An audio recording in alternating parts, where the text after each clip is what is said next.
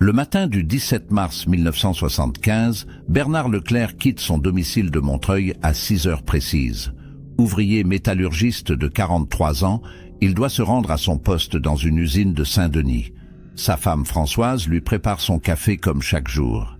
Il embrasse ses 2 enfants encore endormis. Il enfile sa veste en toile bleue, celle qu'il porte depuis des années. Puis il disparaît. Bernard ne reviendra jamais de son trajet habituel vers l'usine. Aucun collègue ne le verra ce jour-là. Aucun témoin ne signalera quoi que ce soit d'inhabituel. Pendant 20 ans, sa famille vivra dans l'incompréhension totale. L'affaire Bernard Leclerc restera classée parmi les disparitions inexpliquées jusqu'en 1995. Cette année-là, un rapport confidentiel de l'Inspection générale de la police nationale refait surface lors d'un audit interne. Le document contient des révélations bouleversantes. Il mentionne un incident survenu le 17 mars 1975 dans le secteur de Pantin, à proximité du canal de l'Ours-Sécu. Une opération de surveillance ciblant un trafic présumé d'armes aurait mal tourné. Un civil aurait été abattu par erreur lors d'une confusion sur le terrain. Le nom de Bernard Leclerc apparaît dans une note manuscrite en marge du rapport. 20 ans de silence officiel, 20 ans de mensonges administratifs. Cette histoire n'est pas celle d'un accident regrettable rapidement assumé. C'est celle d'une dissimulation méthodique orchestrée par une institution censée protéger les citoyens. Françoise Leclerc passera 2 décennies à chercher son mari. Elle déposera 15 plaintes pour disparition inquiétante. Elle sollicitera des associations, des avocats, des journalistes. Personne ne lui révélera la vérité. Pendant ce temps, les agents impliqués dans la bavure poursuivront leur carrière sans être inquiétés.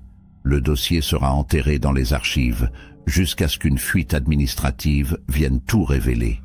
Avant de continuer cette enquête troublante, dites-moi, dans quelle ville vous trouvez-vous en ce moment, et quelle heure est-il chez vous? Je suis toujours curieux de savoir d'où mes auditeurs suivent ces histoires. Pendant que vous y êtes, si cette affaire vous intrigue déjà, pensez à vous abonner à la chaîne et à laisser un like.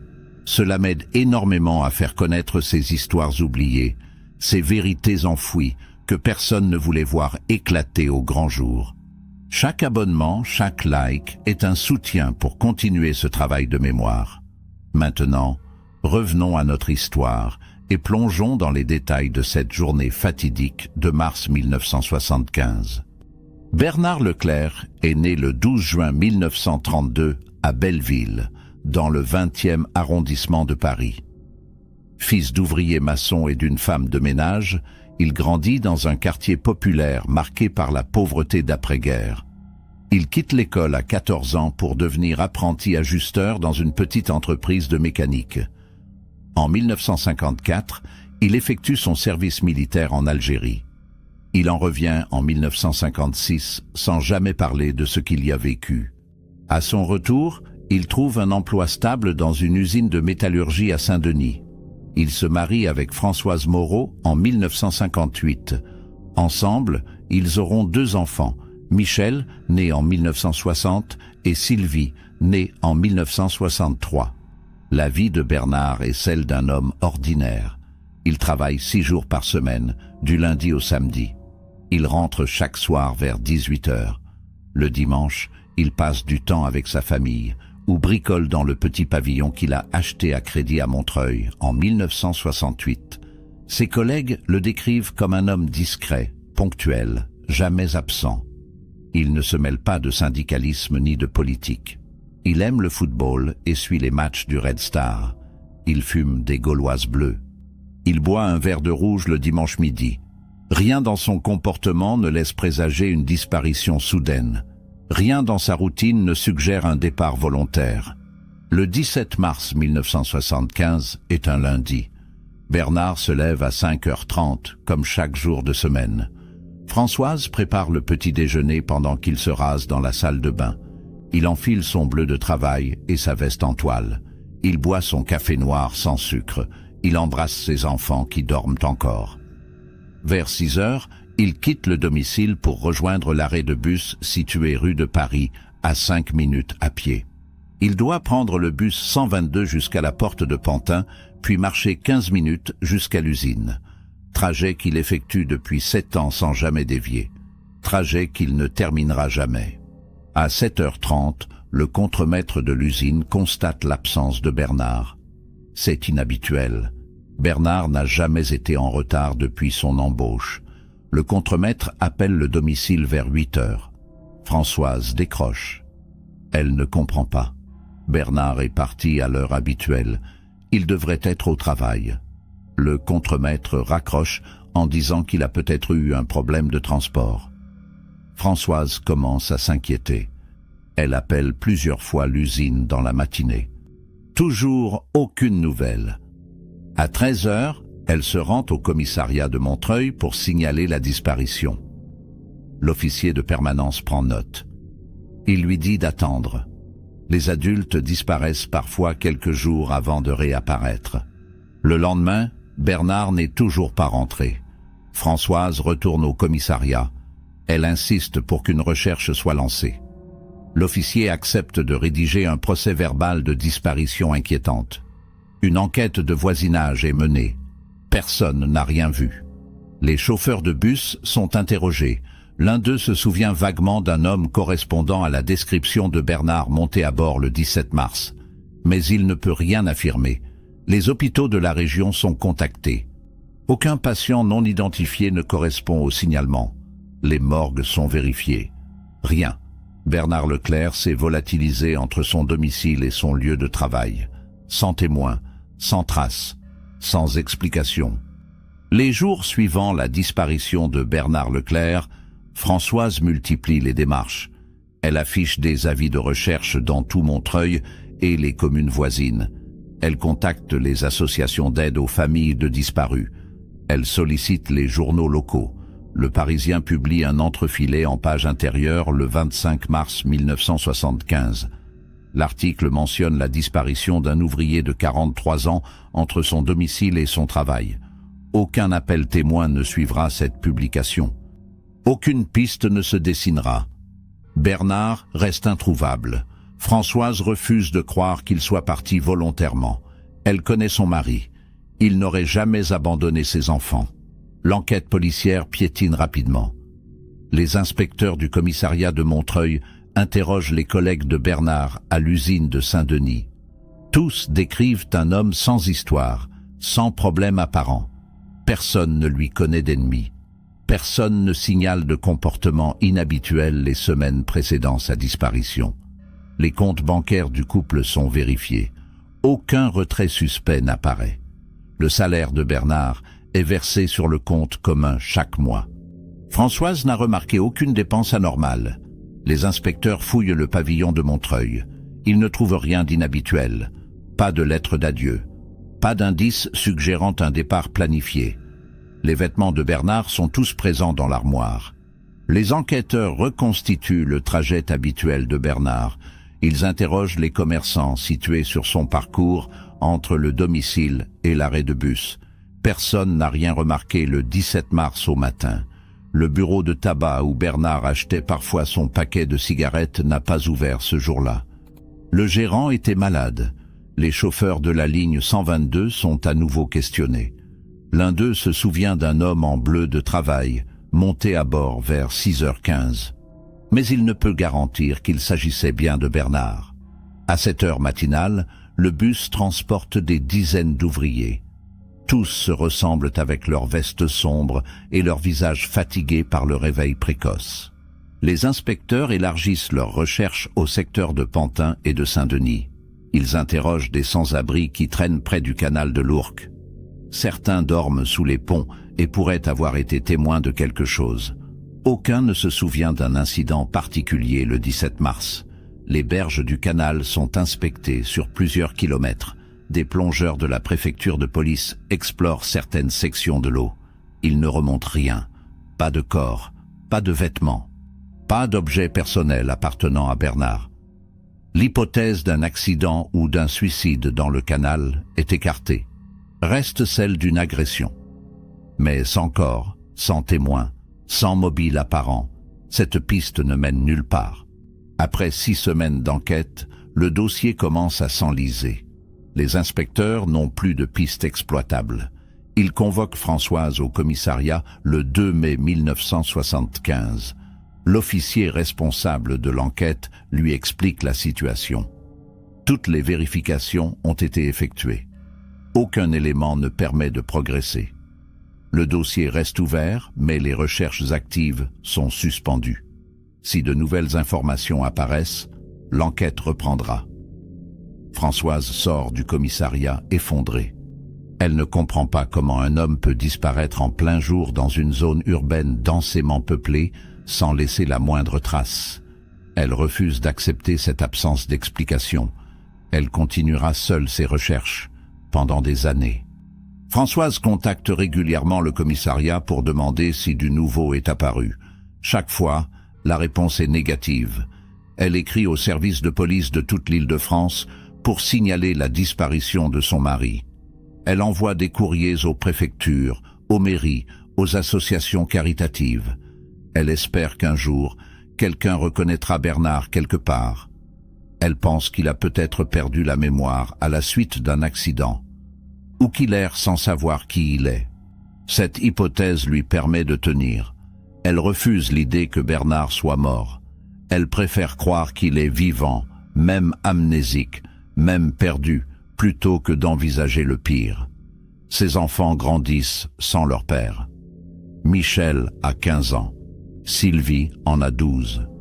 Les années passent. Bernard ne réapparaît pas. Françoise travaille comme secrétaire dans une entreprise de Montreuil pour subvenir aux besoins de la famille. Elle maintient le pavillon en l'état, comme si Bernard allait rentrer d'un jour à l'autre. Sa chambre reste intacte. Ses affaires sont rangées dans l'armoire. Françoise ne jette rien. Elle conserve tout. Les photos de mariage sont encadrées sur le buffet du salon. Chaque année, à la date anniversaire de la disparition, elle dépose une nouvelle plainte au commissariat. Elle espère que la pression administrative finira par relancer l'enquête. Mais rien ne bouge. Le dossier reste classé sans suite. Personne ne semble s'intéresser au sort de Bernard Leclerc. Personne ne cherche vraiment à comprendre ce qui s'est passé. En 1980, 5 ans après la disparition, Françoise consulte un avocat. Elle veut faire reconnaître Bernard comme légalement disparu pour obtenir une pension de réversion. La procédure est longue et complexe. Il faut prouver que toutes les recherches ont été effectuées, qu'aucun élément ne permet de penser que Bernard est encore en vie. Françoise rassemble tous les documents, procès-verbaux d'enquête, témoignages, articles de presse. Elle constitue un dossier épais qu'elle dépose au tribunal. En 1982, après 2 ans de procédure, Bernard Leclerc est officiellement déclaré disparu. Françoise peut enfin toucher une pension, mais cette reconnaissance administrative ne lui apporte aucune réponse. Elle ne sait toujours pas ce qui est arrivé à son mari. Elle ne saura jamais faire son deuil. Michel et Sylvie deviennent adultes. Ils quittent le pavillon de Montreuil pour poursuivre leurs études et trouver du travail. Michel s'installe à Lyon en 1985. Sylvie reste en région parisienne, mais loue un appartement à Paris. Françoise se retrouve seule dans la maison familiale. Elle continue de travailler jusqu'à sa retraite en 1990. À 60 ans, elle consacre son temps libre à chercher des informations sur Bernard. Elle écrit aux archives de police. Elle demande à consulter le dossier de disparition. On lui répond que le dossier est incomplet. Certaines pièces ont été perdues lors de déménagements de service. Françoise ne croit pas à cette explication. Elle pense qu'on lui cache quelque chose, mais elle n'a aucun moyen de le prouver. En 1993, Françoise apprend l'existence d'une association de familles de disparus qui milite pour la transparence des enquêtes. Elle prend contact avec les responsables. Elle raconte son histoire. L'association décide de reprendre le dossier Leclerc. Des bénévoles fouillent les archives accessibles. Ils interrogent d'anciens policiers à la retraite. L'un d'eux se souvient vaguement de l'affaire. Il mentionne une rumeur qui circulait à l'époque dans les commissariats de la Petite Couronne. Une rumeur selon laquelle un civil aurait été tué par erreur lors d'une opération de police en mars 1975. Mais personne ne voulait en parler ouvertement. Le policier retraité refuse d'en dire plus. Il a peur de représailles même après toutes ces années. L'association note cette information mais ne peut rien en faire sans preuve concrète. Françoise ne lâche pas. Elle sollicite des journalistes d'investigation. L'un d'eux, Pascal Moreau, travaille pour un hebdomadaire indépendant. Il accepte de creuser l'affaire. Pascal commence par éplucher les archives de presse de mars 1975.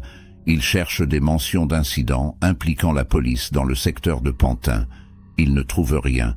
Les opérations de police ne sont jamais médiatisées à l'époque, surtout quand elles tournent mal. Pascal contacte des sources au sein de la préfecture de police. Personne ne veut parler. Tout le monde se tait. Pascal comprend qu'il touche à quelque chose de sensible. Mais sans document officiel, il ne peut rien publier. Il range ses notes en attendant qu'une opportunité se présente. Cette opportunité viendra 2 ans plus tard. En janvier 1995, l'Inspection générale de la police nationale lance un audit interne sur les pratiques des services de renseignement dans les années 70. L'objectif est de vérifier que les procédures légales ont été respectées lors des opérations sensibles. Des inspecteurs auditent les archives de plusieurs brigades régionales. Ils exhument des dizaines de dossiers classés confidentiels. Parmi eux, un rapport daté du 20 mars 1975 attire leur attention. Le document porte la mention « Confidentielle défense ». Il décrit une opération de surveillance menée par la brigade de recherche et d'intervention de Seine-Saint-Denis. L'opération visait un groupe soupçonné de trafic d'armes en provenance d'Europe de l'Est. Le rapport mentionne un incident survenu le 17 mars 1975 aux alentours de 6h30 du matin. Le rapport indique qu'une équipe de 6 policiers en civil était positionnée près du canal de l'Ourcq, secteur de Pantin. Ils devaient intercepter un véhicule transportant des armes. Les informations provenaient d'un indicateur infiltré dans le réseau. Le véhicule devait arriver vers 6h45. Les policiers étaient postés depuis 5h30. À 6h20, un homme à pied traverse le secteur. Il porte une veste en toile bleue et marche d'un pas rapide. L'un des policiers le prend pour un guetteur du réseau. Il donne l'alerte à ses collègues. Une confusion s'installe. L'homme continue de marcher sans se rendre compte qu'il est suivi. Les policiers pensent qu'il va prévenir les trafiquants. Ils décident de l'interpeller. L'homme se retourne brusquement en entendant des pas derrière lui. Il semble surpris. L'un des policiers crie de s'arrêter. L'homme ne réagit pas immédiatement. Il fait un geste vers sa poche, peut-être pour sortir ses papiers, peut-être simplement un réflexe. L'un des policiers, nerveux, interprète ce geste comme une menace. Il dégaine son arme et tire. Une balle atteint l'homme en pleine poitrine. L'homme s'effondre sur le sol. Les policiers se précipitent. Ils comprennent immédiatement leur erreur. L'homme n'est pas armé. Il n'a rien à voir avec le trafic d'armes. C'est un civil qui passait par là. Un ouvrier en route vers son travail. Dans sa poche, on trouve une carte d'identité au nom de Bernard Leclerc, domicilié à Montreuil, 43 ans, métallurgiste. Le chef de l'équipe tente de prodiguer les premiers secours, mais la blessure est trop grave. Bernard meurt sur place en quelques minutes, panique parmi les policiers. L'opération de surveillance est compromise. Le véhicule de trafiquants ne se présentera jamais. Peut-être les trafiquants ont-ils été alertés par le coup de feu. Peut-être ont-ils changé d'itinéraire. Le chef d'équipe contacte sa hiérarchie par radio. Il explique la situation. Un civil a été tué par erreur. Un commissaire divisionnaire se rend sur place dans l'heure qui suit. Il évalue la situation. Il donne des ordres stricts.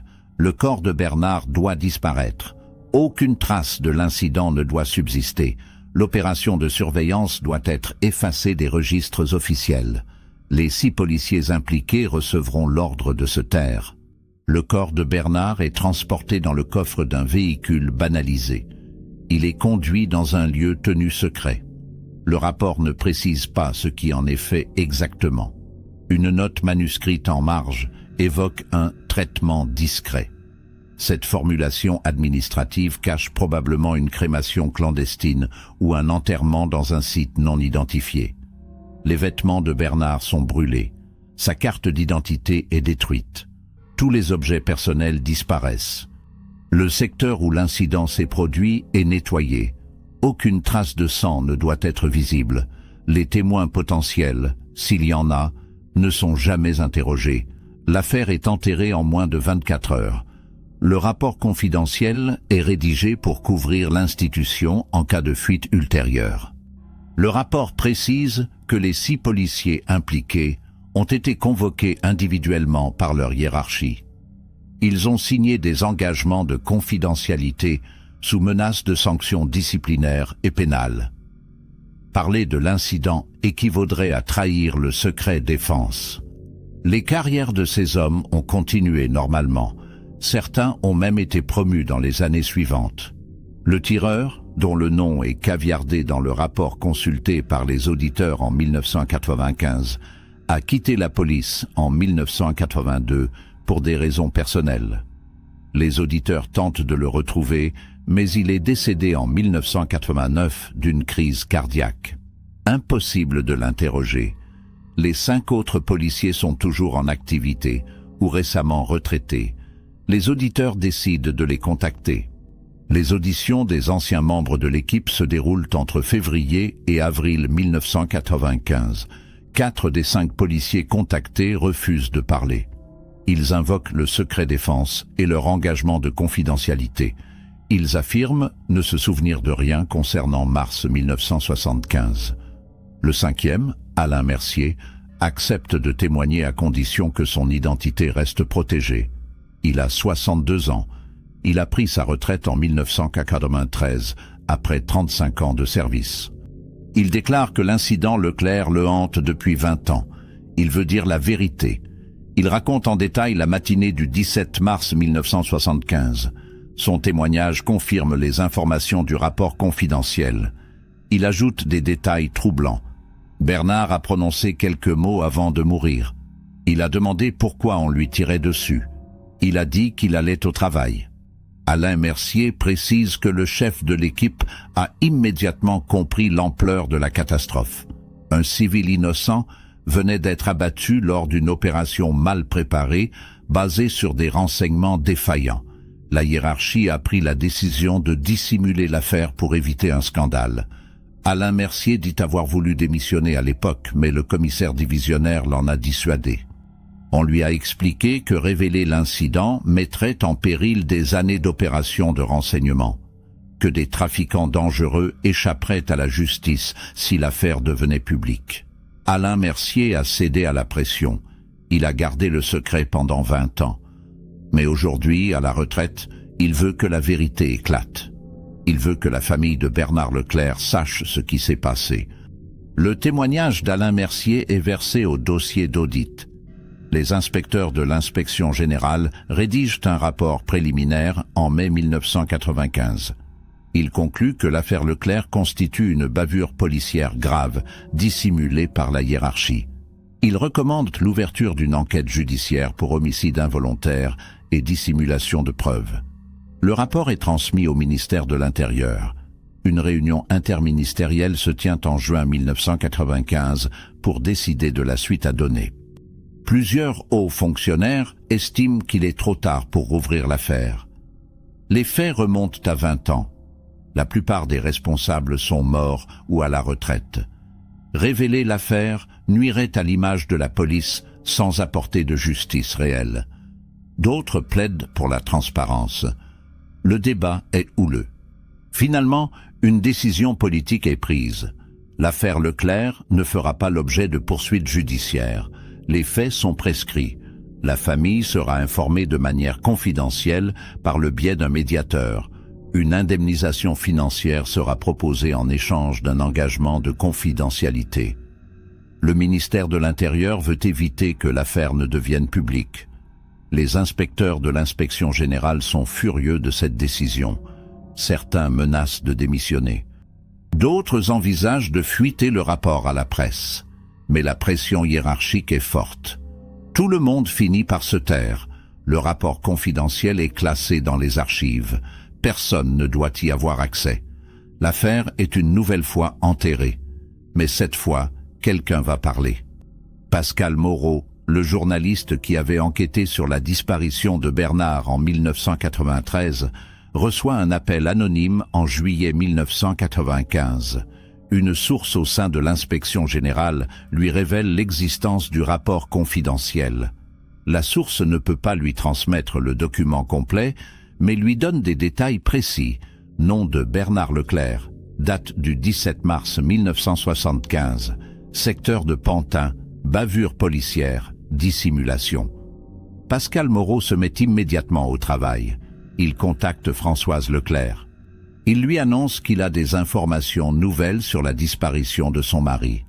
Françoise accepte de le rencontrer. Pascal lui révèle ce qu'il sait. Françoise s'effondre. Après 20 ans d'attente, elle apprend que son mari a été tué par la police le jour même de sa disparition et que cette vérité lui a été cachée pendant 2 décennies. Françoise Leclerc exige des explications officielles. Accompagnée de son avocat et de Pascal Moreau, elle se rend au ministère de l'Intérieur en août 1995. Elle demande à consulter le dossier complet de l'affaire. On lui répond que le dossier est classé secret défense et qu'elle ne peut y avoir accès. Son avocat menace de saisir la justice. Le ministère propose une rencontre avec un médiateur. Françoise accepte. Le 15 septembre 1995, elle rencontre un haut fonctionnaire de la place Beauvau. Celui-ci lui confirme oralement que Bernard a été victime d'une bavure policière en mars 1975. Il présente les excuses de l'État. Il propose une indemnisation de 500 000 francs en compensation du préjudice subi. En échange, Françoise devra signer un accord de confidentialité. Elle refuse catégoriquement. Françoise veut la vérité publique. Elle veut que les responsables soient identifiés et sanctionnés. Elle veut savoir où se trouve le corps de son mari. Le médiateur lui explique que le corps a probablement été incinéré clandestinement en 1975. Aucune trace n'existe. Quant aux responsables, la plupart sont décédés ou à la retraite. Les poursuivre n'aboutira à rien. Françoise sort de la réunion révoltée. Elle décide de rendre l'affaire publique malgré les pressions. Elle autorise Pascal Moreau à publier son enquête. Le journaliste rédige un article de 8 pages qui paraît dans son hebdomadaire le 5 octobre 1995. Le titre « Bavure policière dissimulée pendant 20 ans, l'affaire Bernard Leclerc ». L'article fait l'effet d'une bombe dans les médias français. Les révélations de Pascal Moreau déclenchent une tempête médiatique. Les chaînes de télévision reprennent l'affaire. Françoise est invitée sur plusieurs plateaux. Elle raconte son calvaire. 20 ans à chercher son mari, 20 ans à vivre dans l'incertitude, 20 ans pendant lesquels l'État savait la vérité et la lui cachait. L'opinion publique s'émeut. Des associations de défense des droits de l'homme réclament une enquête parlementaire. Des députés de l'opposition saisissent le gouvernement. Le ministère de l'Intérieur est contraint de réagir. Un communiqué officiel est publié le 12 octobre 1995.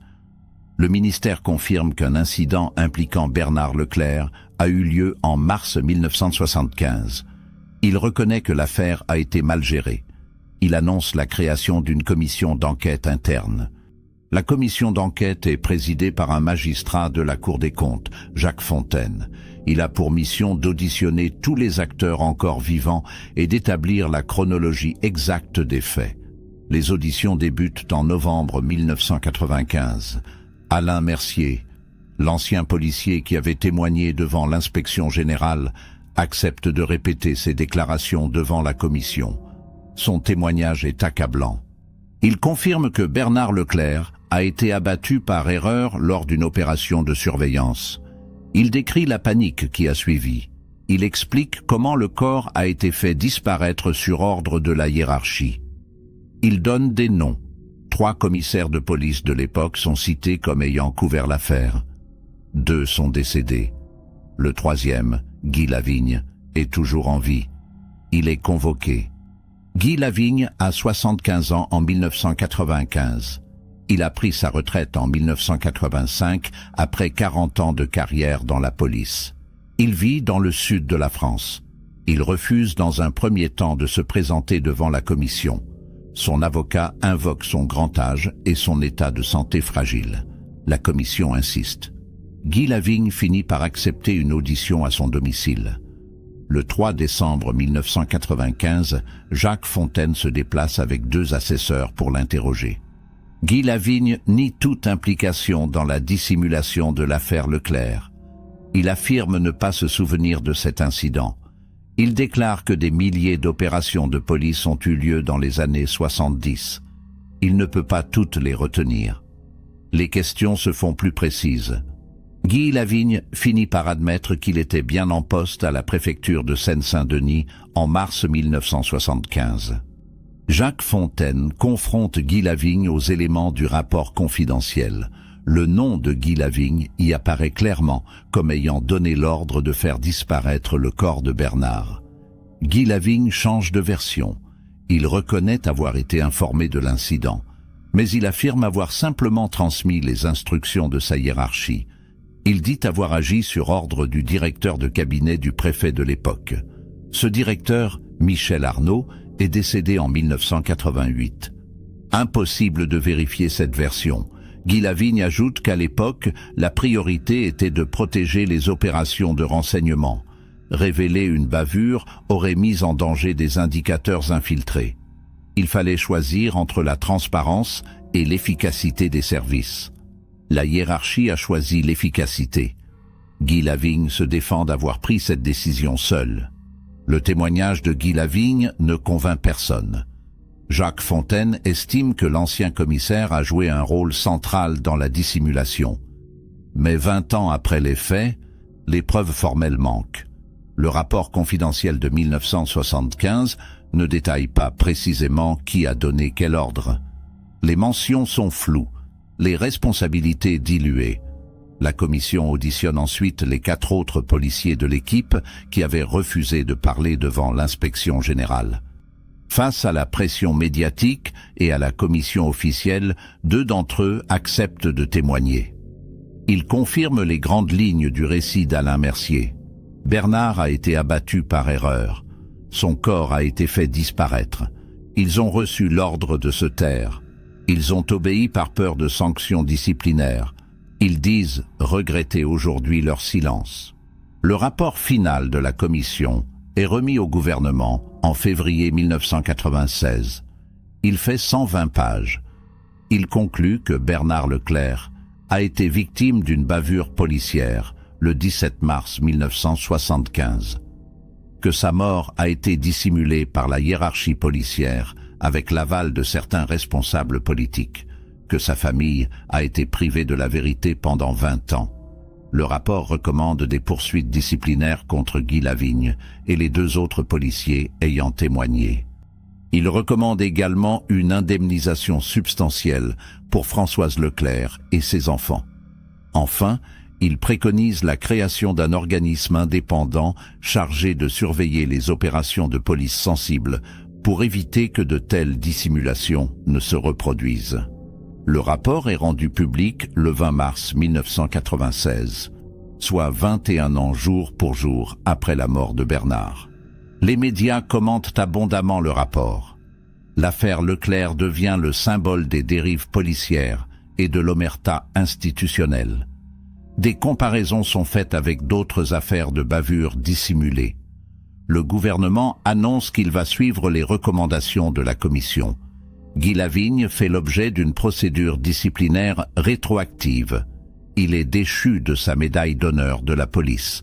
Sa pension de retraite est réduite de 20%. Les 2 autres policiers encore en activité sont rétrogradés. Ces sanctions apparaissent symboliques au regard de la gravité des faits. Mais juridiquement, rien de plus ne peut être fait. Les faits sont prescrits depuis longtemps. Aucune poursuite pénale n'est possible. Françoise Leclerc trouve ces sanctions dérisoires. Elle déclare à la presse que justice n'a pas vraiment été rendue. L'indemnisation accordée à la famille Leclerc s'élève finalement à 2 millions de francs, somme partagée entre Françoise, Michel et Sylvie. L'argent ne console de rien. Françoise aurait préféré des poursuites judiciaires et la localisation du corps de Bernard. Elle veut pouvoir faire son deuil correctement. Elle demande aux autorités de lancer des recherches pour retrouver où le corps a été incinéré ou enterré. Des investigations sont menées pendant plusieurs mois. Les archives de plusieurs crématoriums de la région parisienne sont épluchées. Aucune trace d'une crémation clandestine en mars 1975. Les registres de certains cimetières sont vérifiés. Rien. Le corps de Bernard reste introuvable. Peut-être a-t-il été jeté dans le canal de l'Ourcq après l'avoir lesté. Peut-être a-t-il été enterré dans un lieu tenu secret. Personne ne le saura jamais. En 1997, Françoise organise une cérémonie symbolique à la mémoire de Bernard. Elle fait ériger une stèle dans le cimetière de Montreuil. La stèle porte le nom de Bernard Leclerc, ses dates de naissance et de mort, et une inscription « Victime du silence ». La cérémonie rassemble une centaine de personnes, des membres de la famille, des amis, des représentants d'associations de victimes, quelques journalistes. Pascal Moreau est présent, Alain Mercier aussi. L'ancien policier s'approche de Françoise. Il lui présente ses excuses. Il dit qu'il aurait dû parler plus tôt. Françoise le regarde longuement. Elle lui serre la main sans un mot. Michel et Sylvie assistent à la cérémonie les yeux rouges. Ils ont grandi sans leur père. Ils ont appris la vérité 20 ans trop tard. Rien ne pourra jamais réparer ce manque. L'affaire Leclerc a des répercussions au-delà du cas individuel. Elle entraîne une réflexion nationale sur la responsabilité des forces de l'ordre et la transparence des institutions. En 1998, le gouvernement crée l'Inspection générale de la police nationale dans sa forme modernisée. L'organisme a pour mission de contrôler les pratiques policières et de sanctionner les dérives. Des procédures plus strictes sont mises en place pour encadrer les opérations sensibles. Les bavures doivent désormais être systématiquement signalées et faire l'objet d'enquêtes indépendantes. Les familles de victimes ont un droit d'accès au dossier après un délai déterminé. Ces réformes ne ramèneront pas Bernard, mais elles visent à éviter que d'autres familles ne connaissent le calvaire des Leclerc, à éviter que d'autres vérités ne soient enterrées pendant 20 ans. Malgré les révélations officielles et le rapport de la commission d'enquête, de nombreuses zones d'ombre persistent dans l'affaire Leclerc. La première concerne l'opération de surveillance elle-même. Quel était exactement ce réseau de trafiquants d'armes que la police cherchait à démanteler en mars 1975 ? Le rapport confidentiel mentionne un trafic d'armes en provenance d'Europe de l'Est. Mais aucun détail n'est fourni. Aucun nom de suspect n'apparaît. Aucune arrestation n'a été effectuée dans les semaines suivant l'incident. Cette opération a-t-elle réellement existé ? Ou était-ce une couverture pour justifier la présence policière dans le secteur ce jour-là ? Certains observateurs émettent des doutes. Pascal Moreau tente de retrouver des traces de cette enquête sur les trafiquants. Il ne trouve rien dans les archives accessibles. L'identité de l'indicateur qui aurait fourni les renseignements sur le trafic d'armes reste également floue. Le rapport confidentiel ne le nomme pas. C'est une pratique courante pour protéger les sources. Mais Pascal Moreau soupçonne que cet indicateur n'a peut-être jamais existé, ou qu'il a fourni des informations erronées volontairement. Pourquoi la police aurait-elle monté une opération aussi importante sur la base de renseignements non vérifiés ?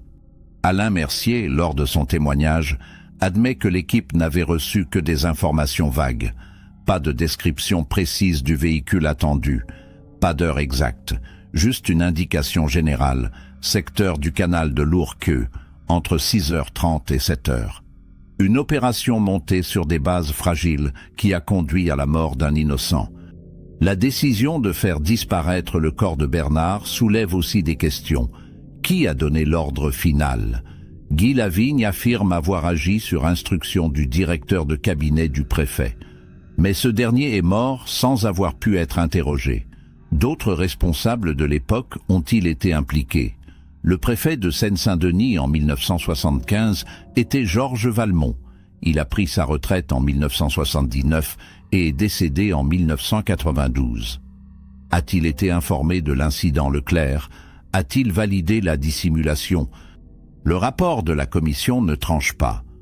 Faute de preuves documentaires suffisantes, impossible d'établir la chaîne exacte de commandement. Cette opacité protège probablement certains responsables politiques qui préfèrent que leur nom ne soit jamais associé à cette affaire. Le lieu exact où le corps de Bernard a été transporté reste un mystère complet. Le rapport confidentiel évoque un traitement discret, sans préciser où ni comment. Alain Mercier dit avoir vu le corps chargé dans un véhicule banalisé, mais ne sait pas où celui-ci s'est rendu. Il n'a pas participé à cette phase de l'opération. Seuls 2 ou 3 responsables de haut rang connaissaient probablement la destination finale. Ces personnes n'ont jamais parlé. Pascal Moreau enquête sur les crématoriums ayant pu accepter des opérations clandestines dans les années 70. Il identifie 3 établissements qui entretenaient des relations troubles avec certains services de police. Mais aucun registre ne mentionne de crémation suspecte le 17 ou le 18 mars 1975. Le corps a-t-il été enterré quelque part, immergé dans un cours d'eau? Impossible de le savoir. Les effets personnels de Bernard ont également disparu. Sa carte d'identité, son portefeuille, sa montre, sa veste en toile. Tout a été détruit selon le rapport. Mais Françoise garde un espoir. Elle pense que quelqu'un, quelque part, a peut-être conservé un objet. Un policier pris de remords, un témoin qui aurait ramassé quelque chose sur les lieux. Elle lance plusieurs appels publics entre 1996 et 1999. Elle demande à quiconque détiendrait un objet appartenant à Bernard de se manifester. Aucune réponse. Les objets ont probablement été détruits comme le prétend le rapport officiel, mais l'absence de certitude empêche Françoise de tourner définitivement la page. Elle continue de chercher des indices jusqu'à la fin de sa vie. Elle ne trouvera jamais rien. Un autre aspect troublant concerne les autres membres de l'équipe policière impliquée. 4 des 6 hommes n'ont jamais accepté de témoigner publiquement. Ils se sont retranchés derrière le secret défense. La commission d'enquête n'a pas pu les contraindre à parler. Que savent-ils exactement? Ont-ils participé activement à la dissimulation ou ont-ils simplement obéi aux ordres sans poser de questions? Leur silence alimente les spéculations. Pascal Moreau tente de les contacter individuellement entre 1996 et 1998. Aucun n'accepte de le rencontrer. L'un d'eux envoie une lettre menaçante à Pascal. Il lui demande d'arrêter de fouiller dans cette affaire. Il dit que révéler certains détails pourrait mettre des vies en danger. Pascal ne comprend pas cette menace. Quelle vie serait en danger 20 ans après les faits? L'ancien policier ne s'explique pas. Le tireur qui a abattu Bernard reste également anonyme. Son nom a été caviardé dans tous les documents accessibles. Il est décédé en 1989. Mais qui était-il vraiment? Quel était son parcours? A-t-il été traumatisé par cet acte? A-t-il vécu avec ce poids jusqu'à sa mort? Pascal Moreau réussit à identifier 2 policiers décédés entre 1985 et 1990 qui auraient pu correspondre au profil. L'un s'appelait Thierry Renaud, l'autre Patrick Morin. Pascal interroge les familles de ces 2 hommes. La veuve de Thierry Renaud refuse de parler. Elle claque la porte au nez du journaliste. La fille de Patrick Morin accepte de discuter. Elle dit que son père était devenu alcoolique à partir de la fin des années 70, qu'il faisait des cauchemars, qu'il ne parlait jamais de son travail. Est-ce lui qui a tiré sur Bernard? Impossible de le confirmer formellement. Françoise aurait aimé savoir qui a tué son mari. Non pas pour se venger, mais pour comprendre, pour mettre un visage sur cet homme qui a pressé la gâchette, pour savoir s'il a regretté son geste. L'anonymat du tireur la frustre profondément. Elle écrit plusieurs lettres aux autorités pour demander la levée du secret sur l'identité de cet homme. on lui répond que cette information est protégée pour des raisons de sécurité, qu'elle ne peut être divulguée même 20 ans après. Françoise ne comprend pas cette logique. Le tireur est mort. Pourquoi continuer à le protéger? Elle soupçonne que révéler son identité pourrait créer un précédent embarrassant pour l'institution. D'autres familles de victimes de bavures pourraient exiger la même transparence. L'État préfère maintenir l'opacité. Françoise finit par abandonner cette quête. Elle ne saura jamais qui a tué Bernard. Les motivations de la dissimulation restent également partiellement floues. Le rapport de la commission évoque la volonté de protéger les opérations de renseignement en cours, mais cette explication semble insuffisante. Pourquoi ne pas avoir simplement reconnu une bavure tragique et indemnisé la famille rapidement? Pourquoi faire disparaître le corps et inventer cette histoire de disparition mystérieuse? Certains analystes pensent que l'affaire Leclerc cache peut-être d'autres dysfonctionnements que les autorités ne voulaient pas voir exposés. Peut-être que l'opération de surveillance du 17 mars était elle-même illégale. Peut-être que des procédures n'avaient pas été respectées. Révéler la bavure aurait entraîné une enquête approfondie qui aurait mis au jour d'autres irrégularités. Il était plus simple de tout enterrer. Cette hypothèse n'a jamais été confirmée, mais elle circule dans les milieux journalistiques. Pascal Moreau publie un livre en 1999 intitulé « L'affaire Leclerc, anatomie d'un mensonge d'État ». L'ouvrage reprend toute l'enquête en détail. Il pose les questions restées sans réponse. Il liste les zones d'ombre persistantes. Le livre se vend à plus de 50 000 exemplaires. Il devient une référence pour les chercheurs et les journalistes s'intéressant aux bavures policières. Pascal y développe une thèse selon laquelle l'affaire Leclerc n'est probablement pas un cas isolé. D'autres bavures ont certainement été dissimulées dans les années 70 et 80. Combien de disparus inexpliqués sont en réalité des victimes d'erreurs policières enterrées? Pascal estime qu'une dizaine de cas pourraient correspondre à ce schéma en région parisienne, mais sans preuve, impossible d'aller plus loin. Son livre suscite néanmoins un débat public important. Plusieurs associations réclament l'ouverture des archives classées secret défense pour faire toute la lumière. Le gouvernement refuse d'ouvrir les archives sensibles. Il invoque la sécurité nationale et la protection des sources. Un compromis est trouvé en 2001. Une commission indépendante composée de magistrats et d'historiens est autorisée à consulter certaines archives sous conditions strictes. La commission travaille pendant 3 ans. Elle identifie 8 cas de disparition entre 1970 et 1985 qui pourraient être liés à des bavures dissimulées. Parmi eux, 3 cas présentent des similitudes troublantes avec l'affaire Leclerc. Mais les preuves restent fragmentaires. Les dossiers sont incomplets. Des documents ont été détruits. La commission rédige un rapport en 2004. Elle conclut qu'il est probable que d'autres affaires similaires existent, mais qu'il est impossible de les documenter complètement. Les familles des disparus concernés sont contactées. Certaines lancent de nouvelles procédures judiciaires. D'autres préfèrent ne pas rouvrir des blessures trop anciennes. L'affaire Leclerc a ouvert une brèche. Mais la vérité complète reste enfouie dans les archives inaccessibles. L'affaire Bernard Leclerc a profondément marqué l'opinion publique française. Elle est devenue un symbole des dérives institutionnelles et de l'omerta qui peut régner au sein de l'appareil d'État.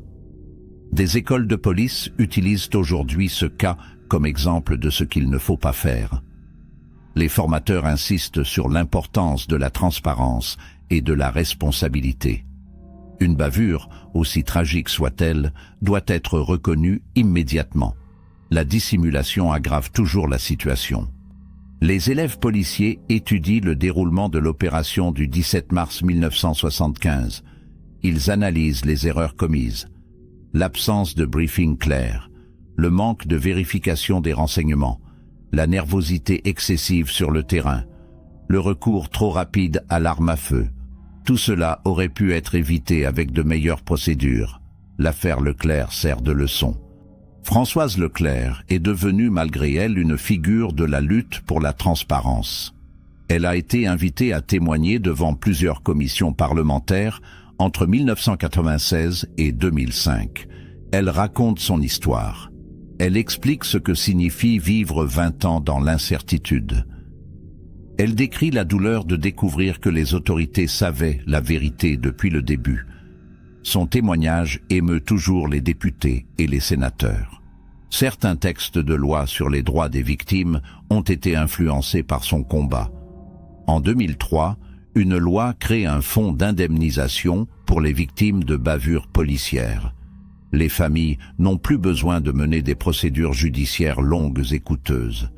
Le fonds verse automatiquement une indemnisation dès qu'une bavure est reconnue officiellement. Cette avancée porte en partie la marque du combat de Françoise Leclerc. Michel et Sylvie Leclerc ont également porté la mémoire de leur père. Michel est devenu avocat spécialisé dans la défense des victimes d'erreurs judiciaires. Il dit que le destin de son père a orienté son choix de carrière. Il veut éviter que d'autres innocents ne soient broyés par le système. Sylvie est devenue journaliste d'investigation. Elle travaille pour un grand quotidien national. Elle couvre les affaires de police et de justice. Elle aussi dit que l'histoire de Bernard a forgé sa vocation. Tous deux ont écrit en 2005 un livre de témoignages intitulé « Les enfants du silence ». Ils y racontent leur enfance sans père, les questions sans réponse, la découverte tardive de la vérité. Le livre connaît un succès d'estime. Il est étudié dans certains lycées dans le cadre de cours d'éducation civique. L'affaire Leclerc devient un cas d'école. Alain Mercier, le policier qui a brisé la loi du silence, a lui aussi connu un destin singulier. Après ces révélations, il a été mis au ban par une partie de ses anciens collègues. Certains le considèrent comme un traître, d'autres le respectent pour son courage. Alain vit retiré dans une petite ville de province. Il a accepté de donner quelques interviews au fil des ans. Il répète toujours la même chose. Il regrette de ne pas avoir parlé plus tôt. Il dit que le poids du secret l'a rongé pendant 20 ans, que la nuit, il revoyait le visage de Bernard mourant sur le sol, qu'il ne supportait plus de croiser le regard de ses propres enfants en sachant qu'il mentait. Parler a été une libération pour lui, mais cela ne répare rien. Bernard est mort, sa famille a été brisée. Alain porte cette culpabilité jusqu'à aujourd'hui. Il a aujourd'hui plus de 90 ans. Il vit dans une maison de retraite. Il espère que son témoignage aura au moins servi à quelque chose. Pascal Moreau a poursuivi sa carrière de journaliste d'investigation. Il a enquêté sur d'autres affaires sensibles, mais l'affaire Leclerc reste celle qui l'a le plus marqué. Il dit avoir appris une leçon essentielle. La vérité finit toujours par sortir, même après 20 ans, même quand tout semble enterré. Il suffit qu'une personne parle, qu'un document refasse surface, qu'un journaliste s'obstine. Pascal a reçu plusieurs prix pour son travail sur l'affaire Leclerc. Il a été nommé chevalier de la Légion d'honneur en 2010. Lors de la cérémonie, il a demandé que Françoise Leclerc soit également décorée. Elle a reçu la médaille de la ville de Paris pour son combat exemplaire. Françoise a accepté cette distinction, mais elle dit que la seule chose qu'elle voulait vraiment, c'était retrouver le corps de son mari. Cela, personne ne pourra jamais le lui donner. L'affaire Leclerc a également inspiré des œuvres culturelles. Un film documentaire a été réalisé en 2008 par une réalisatrice indépendante, Nathalie Dumont. Le film retrace toute l'histoire depuis la disparition jusqu'aux révélations de 1995. Il donne la parole à Françoise, à Michel, à Sylvie, à Pascal Moreau, à Alain Mercier. Le documentaire a été diffusé sur une chaîne publique et a touché plus de 2 millions de téléspectateurs. Il a été primé dans plusieurs festivals. En 2012, un roman inspiré de l'affaire paraît aux éditions Gallimard. L'auteur, Julien Fabre, romancier reconnu, transpose l'histoire dans un cadre légèrement différent, mais les similitudes sont évidentes. Le roman devient un best-seller. Il fait découvrir l'affaire Leclerc à une nouvelle génération de lecteurs. L'histoire de Bernard ne s'efface pas, elle reste dans la mémoire collective. Des cérémonies commémoratives ont été organisées tous les 10 ans depuis la révélation publique. En 2005, 2015 et 2025, des rassemblements ont eu lieu devant la stèle de Bernard, au cimetière de Montreuil. Des représentants de l'État sont présents. Des ministres viennent parfois déposer une gerbe. Ils répètent que l'affaire Leclerc ne doit jamais être oubliée, qu'elle rappelle les dangers de l'impunité et du secret. Françoise a assisté aux commémorations de 2005 et 2015. Elle est décédée en 2018, à l'âge de 88 ans. Elle n'a jamais retrouvé le corps de Bernard. Elle n'a jamais su exactement où il reposait. Mais elle a obtenu la vérité. C'était son combat. Elle l'a mené jusqu'au bout. Michel et Sylvie perpétuent aujourd'hui la mémoire de leurs parents. Ils veillent à ce que l'histoire ne soit pas oubliée. Ils répondent aux sollicitations des médias et des chercheurs. Ils maintiennent vivante la mémoire de Bernard Leclerc. L'héritage de l'affaire ne se limite pas à la France. Des organisations internationales de défense des droits humains ont cité le cas Leclerc comme exemple de mauvaise gestion institutionnelle d'une bavure. Des pays confrontés à des situations similaires ont étudié le dossier pour éviter de reproduire les mêmes erreurs. L'ONU a mentionné l'affaire dans un rapport de 2010 sur la transparence des forces de l'ordre.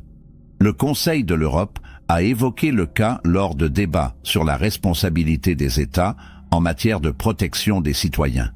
L'affaire Leclerc est devenue une référence internationale. Elle montre que la dissimulation a toujours un coût, que tôt ou tard, la vérité éclate, et que lorsqu'elle éclate après des décennies, le préjudice pour les familles est immense. La transparence immédiate est toujours préférable au mensonge prolongé. C'est la leçon principale de cette affaire tragique. Sur le plan juridique, l'affaire Leclerc a également eu des conséquences importantes. Plusieurs juristes ont travaillé sur les notions de prescription et de crime d'État. Peut-on vraiment considérer que des faits aussi graves que la dissimulation d'un homicide par l'autorité publique puissent être prescrits après 20 ans? Des voix se sont élevées pour demander une réforme du code pénal. En 2013, une loi a été votée. Elle établit que les crimes commis par des agents de l'État dans l'exercice de leurs fonctions et impliquant une dissimulation institutionnelle ne peuvent être prescrits avant 30 ans. Cette loi ne s'applique pas rétroactivement, donc elle ne change rien pour l'affaire Leclerc. Mais elle vise à éviter que de futures affaires ne puissent échapper à la justice pour des raisons de délai. C'est une avancée symbolique importante. Elle porte le nom de loi Leclerc, en hommage à Bernard et à sa famille. Des débats ont également eu lieu sur la notion de secret défense. Peut-on accepter que des informations soient classifiées pendant des décennies uniquement pour protéger l'image d'une institution? Où placer le curseur entre sécurité nationale et droit à l'information des citoyens? L'affaire Leclerc a alimenté ces réflexions. En 2016, une commission parlementaire a proposé une réforme du système de classification des documents. Les secrets défense ne peuvent désormais être maintenus plus de 50 ans, sauf exception validée par une commission indépendante. Passé ce délai, les archives doivent être ouvertes aux chercheurs et aux familles concernées. Cette réforme permet d'espérer que d'autres affaires enfouies pourront être révélées dans les années à venir, que d'autres familles pourront enfin obtenir des réponses. Le combat de Françoise Leclerc aura au moins servi à cela, à ouvrir des portes longtemps fermées, à briser des silences mortifères. Aujourd'hui, 50 ans après la mort de Bernard Leclerc, l'affaire reste présente dans les mémoires. Les écoles de journalisme l'étudient comme un cas emblématique d'investigation au long cours. Les facultés de droit l'analysent sous l'angle de la responsabilité de l'État. Les instituts de sciences politiques s'y intéressent pour comprendre les mécanismes de dissimulation institutionnelle. L'affaire Leclerc est devenue un objet d'étude pluridisciplinaire. Elle interroge notre rapport à la vérité, à la justice, à la transparence. Elle pose la question de la confiance entre les citoyens et les institutions censées les protéger. Quand cette confiance est rompue, comme elle l'a été pour la famille Leclerc, il faut des décennies pour la reconstruire. Des réformes pour empêcher que cela ne se reproduise. Des témoignages pour maintenir la vigilance. Des commémorations pour ne pas oublier. La mémoire est le dernier rempart contre l'impunité. L'histoire de Bernard Leclerc aurait pu rester à jamais enfouie dans les archives. Un dossier de plus parmi des milliers. Un homme disparu parmi tant d'autres. Mais le courage d'un policier repenti, l'obstination d'un journaliste et la détermination d'une veuve ont fait sortir la vérité de l'ombre. 20 ans de mensonges n'ont pas eu raison de leur volonté de savoir. L'affaire rappelle que derrière chaque disparition inexpliquée se cache peut-être une vérité que quelqu'un préfère garder secrète, que derrière chaque dossier classé se trouvent des familles qui attendent, qui espèrent, qui refusent d'abandonner. Françoise Leclerc n'a jamais abandonné, même quand tout semblait perdu, même quand personne ne voulait l'écouter. Elle a continué, elle a cherché, elle a obtenu la vérité. Trop tard pour vivre avec Bernard, mais assez tôt pour que l'histoire ne soit pas complètement effacée, pour que justice soit rendue, au moins symboliquement. Le 17 mars 1975, Bernard Leclerc quitte son domicile de Montreuil pour aller travailler. Il ne reviendra jamais. Non pas parce qu'il a choisi de disparaître, non pas parce qu'il a été victime d'un accident ordinaire, mais parce qu'il a eu le malheur de passer au mauvais endroit, au mauvais moment. Parce qu'un policier nerveux a pressé une gâchette trop vite. Parce qu'une hiérarchie affolée a choisi de dissimuler plutôt que d'assumer.